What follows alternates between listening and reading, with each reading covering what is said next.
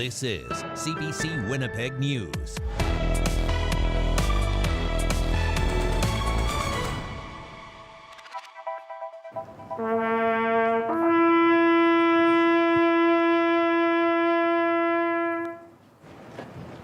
Gathering to pause and pay tribute to soldiers past and present. Canadians honor the service and sacrifice of veterans and members of our armed forces. Good evening. Thanks for joining us. On this Remembrance Day, Canadians pay their respects to those who fought for our country's freedom, many who made the ultimate sacrifice for their country in the line of duty. Canadians showed up at ceremonies in communities small and large across the country, including in Ottawa at the War Memorial. More than 1 million Canadians served during the Second World War. Today, 80 years after that war began, it's estimated just over 3,600 of those who served are still alive. It's a day of deep historical and emotional significance, a time to reflect on the horrors of war, the bravery of soldiers, and the impact of their sacrifices on our lives. Here in Winnipeg, Manitobans held a collective moment of silence as they gathered at the province's largest ceremony. CBC's Gavin Axelrod was there. One by one, wreaths were laid during the province's biggest Remembrance Day service, a moment to honor and remember those who have died fighting for Canada. A meaningful day for those who have served, like Dave McLaughlin, who spent 30 years in the Canadian Armed Forces and split time between all three branches. Freedom is not cheap. It usually costs lives. And the reason why we celebrate Remembrance Day is to remember the people that are serving and the people that have fallen. And if it wasn't for them, we wouldn't have the freedom we have in Canada today. Tuesday's service marked the 80th anniversary of VE Day, when Germany surrendered to Allied forces in May of 1945. It also marked the formal end to fighting in Japan that August. More than 1 million Canadians and Newfoundlanders served in the Second World War. Over 45,000 gave their lives, and 55,000 were wounded.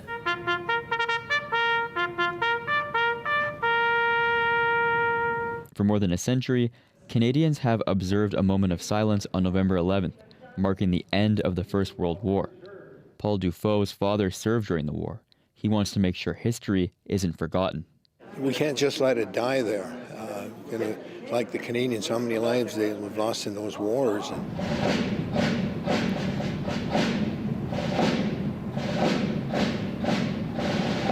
While reflecting on the country's past, the service was also a stage for new beginnings. This year was our first opportunity to have the Indigenous veterans of Manitoba Eagle staff on parade. It meant a lot to me to be recognized as an Indigenous person, and to have that Eagle staff there is our way of recognizing truth and reconciliation within the military. Captain Angela Brass says she felt honored to sit with veterans from all eras and those still serving. She hopes they will inspire younger generations who may one day serve the country too. Gavin Axelrod, CBC News, Winnipeg. While we remember the lives lost, it's also an opportunity to reflect on the sacrifices of the veterans whose battles continued after their service. Almost half of veterans have at least one disability, according to Statistics Canada. Nearly 3/4 of those disabilities are pain-related, and over a third affect their mental health, most commonly post-traumatic stress disorder. One Winnipegger reflects on his service every day. Bob Watkins was only a teen when he signed up to fight in the Second World War. That was 80 years ago, but his memories of that time are still as clear as ever. And he's making sure stories from veterans like him get passed down to younger generations. CBC's Mike Arsenault has his story. Oh, yeah, that was a commissioning day. Yeah, were you there? Yep, right there. Oh my goodness. Fourth from the end. The memories of serving in the Navy are still fresh in Robert Watkins' mind. The Winnipeg veteran celebrated his 100th birthday this year, but he was only a teenager when the Second World War broke out. He remembers a veteran of the First World War asking him if he'd join the fight. He said if the war was still going on when he turned 18, he would. The next day I was walking down Ellis Avenue towards Sherbrooke. That's where the Naval Barracks was. And I heard the band play. and I went in to see what was going on, and I've been with the Navy League ever since. Once he joined the Navy Sea Cadets, Watkins trained for 4 years. When he was 18, he volunteered to go overseas. Shortly after, he found himself aboard the HMCS Loch Achenault, patrolling the North Atlantic waters and stopping German subs from getting in. I stood on the platform, and when they ran out of ammo, I'd have to pick up a drum and put it on the gun. The HMCS Loch Achenault was a frigate that served in the Royal Canadian Navy during that time. Its claim to fame is when it helped sink German submarine U-1006 in October of 1944, a day Watkins remembers well. We had picked up 24 survivors off it, and some of the other ships got survivors, but we kept them for a week and then finished our patrol. Watkins says it was just another day in the life of a Navy seaman. After the war, he returned home to Winnipeg and got a job with Winnipeg Transit and stayed there until he retired.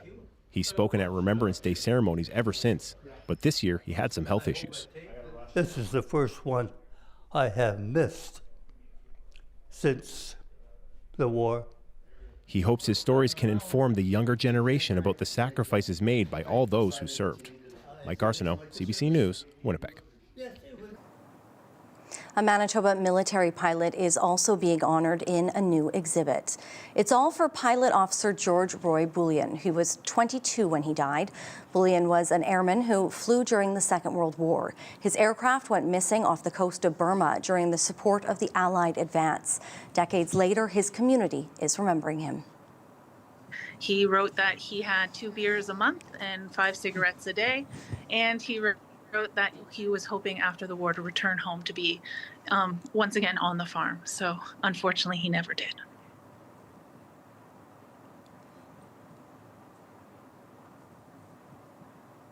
A hidden archive has surfaced beneath the battlefield of Vimy Ridge. A 1917 assault by Canadian troops there is seen as both a turning point in the First World War and a key moment in forging Canada's identity.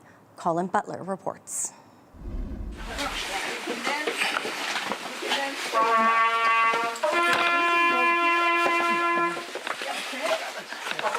In the tunnels beneath Vimy Ridge, where Canadian soldiers once waited for battle, the last post echoes, a tribute to the soldiers who left their mark on these chalk walls. It's like walking into a church alone, and you see these carvings on the wall that these soldiers had done, in some cases, right before they died.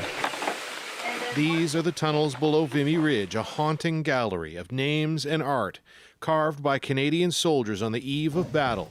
There were subway tunnels through here, and they were all connected, so the supplies as well as the men are moving through this vast tunnel system. At Vimy Ridge, Canada proved itself, a young nation finding its voice amid the thunder of war. While they waited, anxious soldiers passed the time carving and writing in the soft walls. This is very famous. Now, more than a century later, new messages are being uncovered thanks to 21st century technology.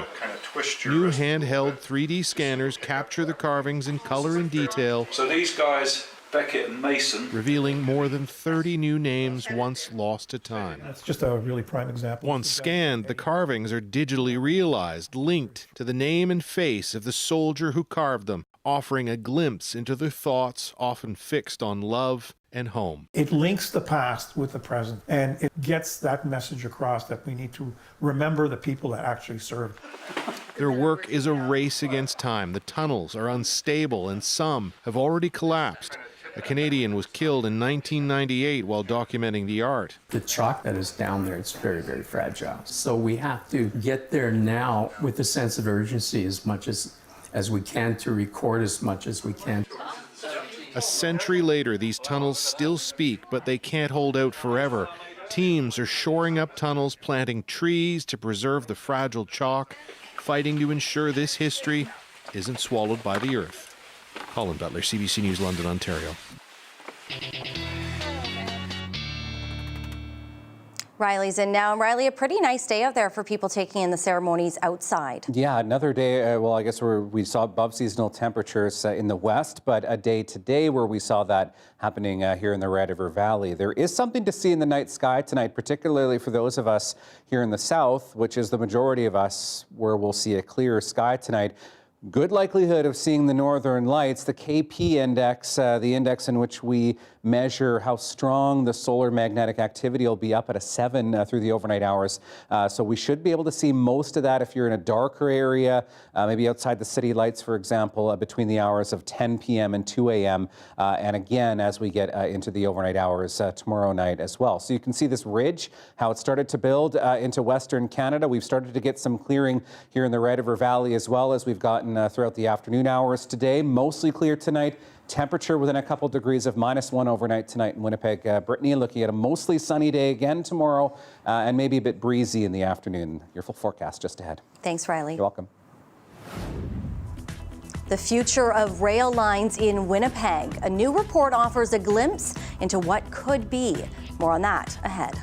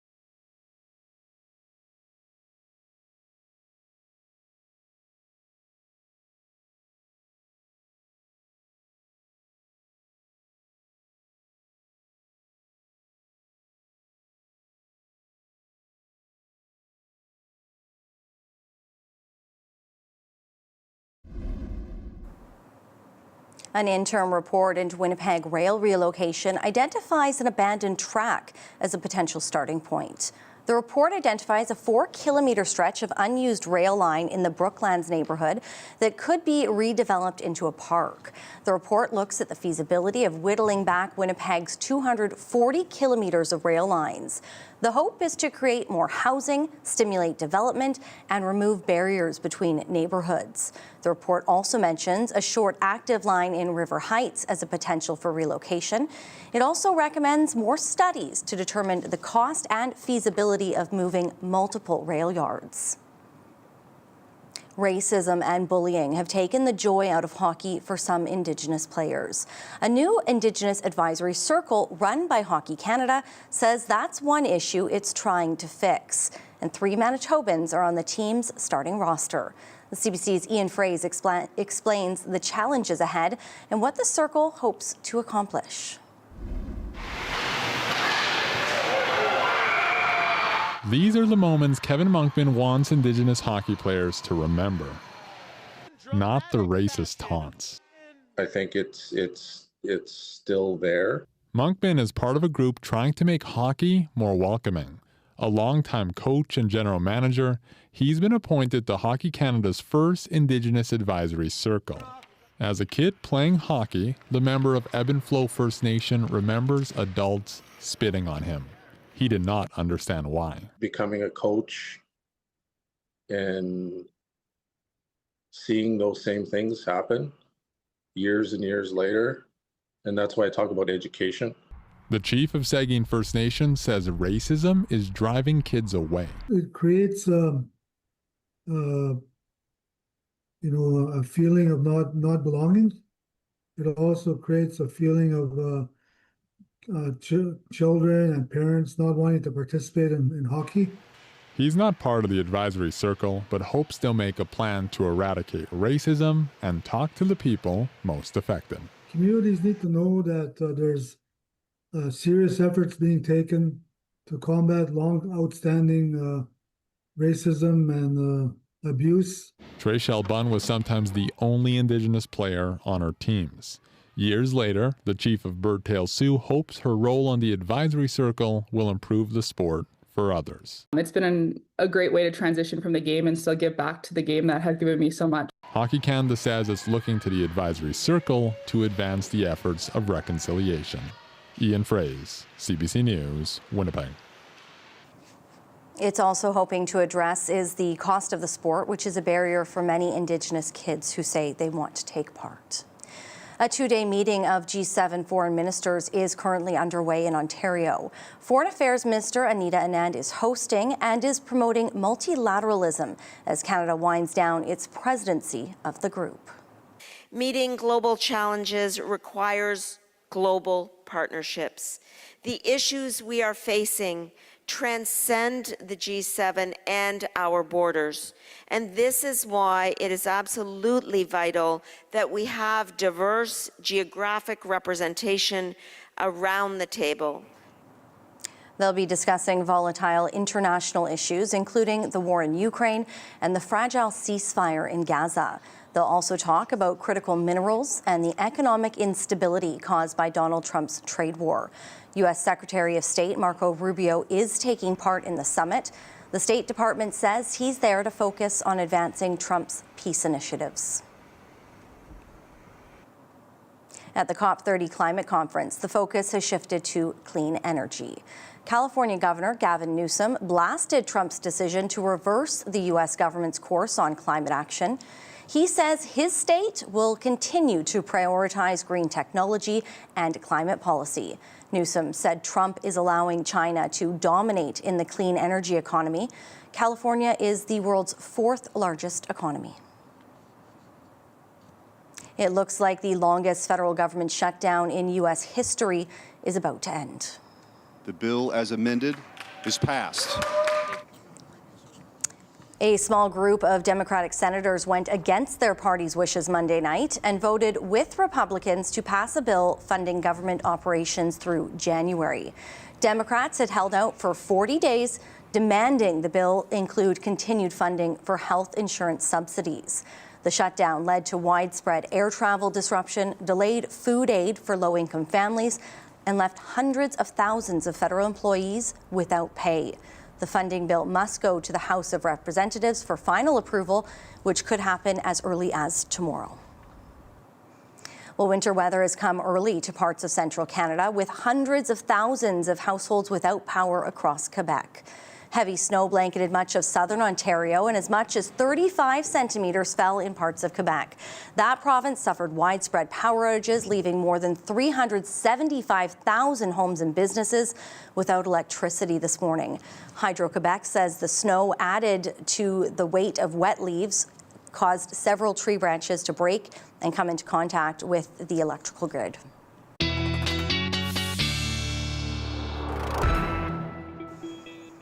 Well, just some wicked weather happening out east. Lucky for us here right now, a pretty lovely fall day today. Yeah, and we're looking at this stretch continuing fairly calm weather-wise here on the Prairie provinces. I'm going to start with that storm that's out in eastern Canada right now, because all of this actually originated as an Alberta clipper that just grazed the southwestern corner of the province as we got through last weekend. So this is the same system that brought snow to parts of southern Ontario into the Ottawa Valley, now expecting up to 35 centimeters in parts of Quebec. A separate system off in the Maritimes right now, looking to bring up to 130 millimeters of rain to Cape Breton, to the southern coast of Newfoundland, and winds of up to 100 kilometers an hour. So a very large area of instability out in the east right now, and you can see some of that on our Futurecast right now. Back closer to our neck of the woods, this is the low here that did bring about 5 to 10 centimeters of snow to parts of northern Manitoba through the overnight hours.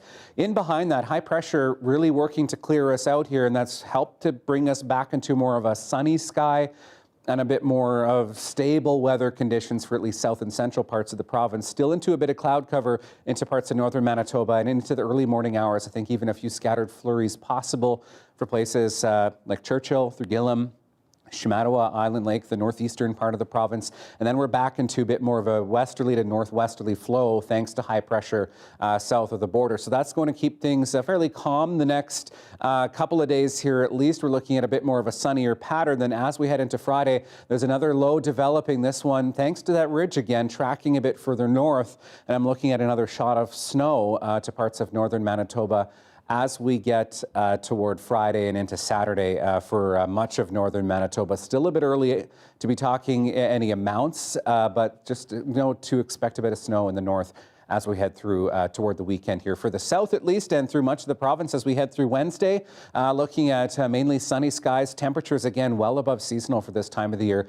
Typically we should be around -1 for a daytime high, -9 for overnight lows. So we are looking at overnight lows close to freezing, for example, and highs tomorrow, 6s and 7s through much of western Manitoba, 8 in Melita. Still a bit of extra cloud cover, and out of some of this in northern Manitoba, maybe a few stray flurries as we get through the day tomorrow. Then in the long range, as we head through Thursday, still mainly sunny skies, looking at 4 degrees. Winds will feature as we head toward the weekend, south 30 gusting to 50 as we get through Friday. Brittany, yes, a high of 9 degrees. 4 for Saturday in the Grey Cup, looking close to freezing by the time that game starts, Brittany, but still mostly sunny skies. All right. Thank you, Riley. You're welcome.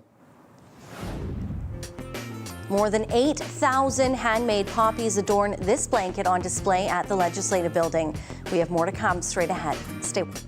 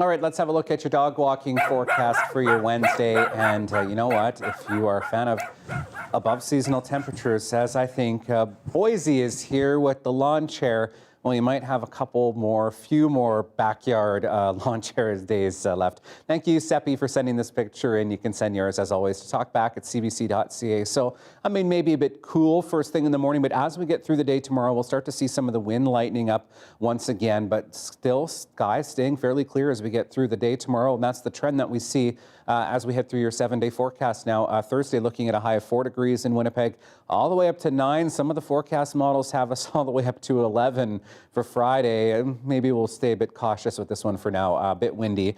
Grey Cup on Sunday, temperature around the freezing mark. And then I've got our next chance for some precipitation coming our way as we get into early next week. Temperatures as we get into the weekend start to fall back closer to seasonal for this time of the year. And maybe a few showers coming as we get into Tuesday. Well, today is, of course, Remembrance Day. But in Cologne, Germany, the 11th minute of the 11th hour in the 11th month means something entirely different. 3, 2, 1.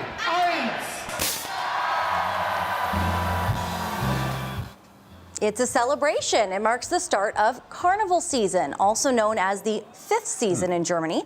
Thousands of revelers join the party, kicking it off. Cologne holds the largest and most famous fall carnival festival, where locals wear colorful costumes to celebrate their city for several days. Wonder if they can recycle things from Halloween there. They also enjoy music, parades, balls, stage shows. The festivities are suspended during the Advent and Christmas period, but pick up again after Epiphany in the new year. That looks like a good, fun party. A lot more celebrating happening. Well, here, as we pay our respects to those who served our country tonight, we leave you with how Canadians marked the day from coast to coast. Have a wonderful night. Good night.